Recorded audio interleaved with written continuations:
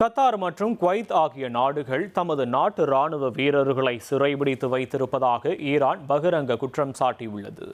தமது நாட்டின் போர் விமானிகளை சிறைபிடித்துள்ளதாக கத்தார் இதுகுறித்து விசாரணை நடத்த ஈரானிய குழுவை நாட்டிற்குள் அனுமதிக்க வேண்டும் என்று ஈரான் வலியுறுத்தியுள்ளது.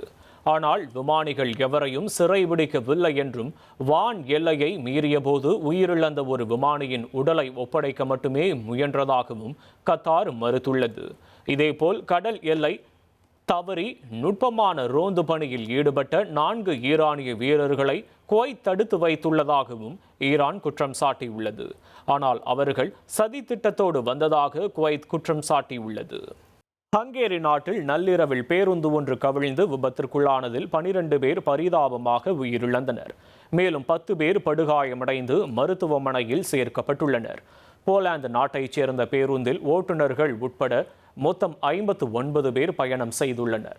நிரேஹிஜா ஹாசா என்ற நகரை நோக்கி சென்று கொண்டிருந்த போது ஓட்டுநர் தூங்கியதால் பேருந்து கட்டுப்பாட்டை இழந்து வீதியின் ஓரத்தில் இருந்த பள்ளத்தில் தலைகீழாக கவிழ்ந்ததில் இந்த விபத்து ஏற்பட்டுள்ளது.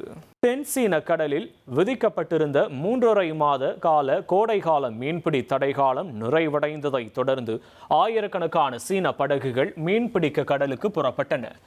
தெற்கு சீனாவின் குவாங்டாங் மாகாணத்தில் உள்ள யாங்ஜியாங் துறைமுகத்திலிருந்து மட்டும் 3400க்கும் மேற்பட்ட மீன்பிடி படகுகள் ஒரே நேரத்தில் கடலுக்கு சென்றன. தடை காலம் முடிந்ததால் மீனவர்கள் மிகுந்த உற்சாகத்துடன் தொழிலை தொடங்கியுள்ளனர். இனி செல்லும் இடமெல்லாம் செய்தி. தந்தை டிவியின் வாட்ஸ்அப் சேனலை ஃபாலோ பண்ணினா செல்ல இருக்கும் இடமெல்லாம் செய்தி. இதோ QR கோட் இப்பவே ஸ்கேன் பண்ணுங்க, ஃபாலோ பண்ணுங்க.